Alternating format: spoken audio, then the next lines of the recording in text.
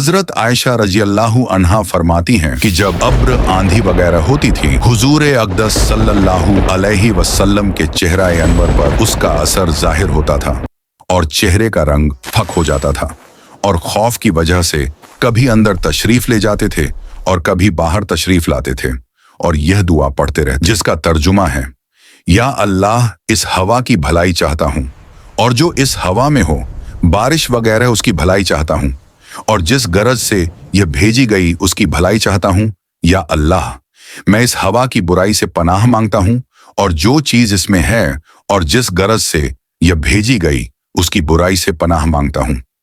और जब बारिश शुरू हो जाती तो चेहरे पर इंबिसात शुरू होता।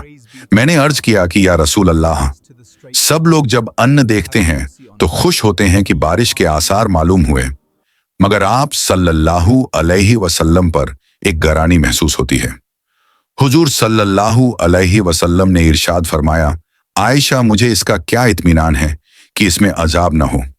कौमे आद को हवा के साथ ही अजाब दिया गया और वह अब्र को देखकर खुश हुए थे कि इस अब्र में हमारे लिए पानी बरसाया जाएगा, हालांकि इसमें अजाब था। अल्लाह जल्ल शानुहु का इरशाद है।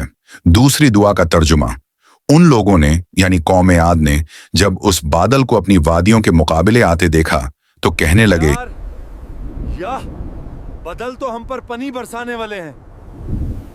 इश्क़ खुदाबंदी हुआ कि नहीं, बरसाने वाला नहीं है, बल्कि यह वही अजाब है जिसकी तुम जल्दी मचाते थे।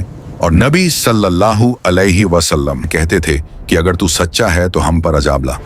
एक आंधी है जिसमें दर्दनाक अजाब है जो हर चीज को अपने रब के हुक्म से हलाक कर देगी। चुनांचे वह लोग आंधी की वजह से ऐसे तबाह हो गए कि बजूज उनके मकानात के कुछ न दिखलाई देता था, और हम मुजरिमों को इसी तरह सजा दिया करते हैं।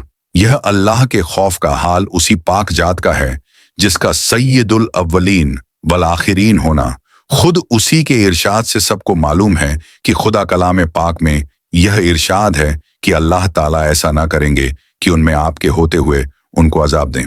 इस वायदा खुदाबंदी के बावजूद फिर नबी सल्लल्लाहु अलैहि वसल्लम के खौफे इलाही का यह हाल था कि अब्र और आंधी को देखकर पहली कौमों के अजाब याद आ जाते थे। उसी के साथ एक निगाह अपने हाल पर भी करना है कि हम लोग हर वक्त गुनाहों में मुब्तला रहते हैं और जलजलों और दूसरी किस्म के अजाबों को देखकर बजाय इससे मुतासिर होने के तौबा, इस्तिरकार, नमाज वगैरह में मशगूल होने के दूसरी किस्म की लघु तहकीकात में पड़ जाते हैं। अगर अल्लाह ने चाहा तो इंशाअल्लाह हम अगले वीडियो में फिर मिलेंगे।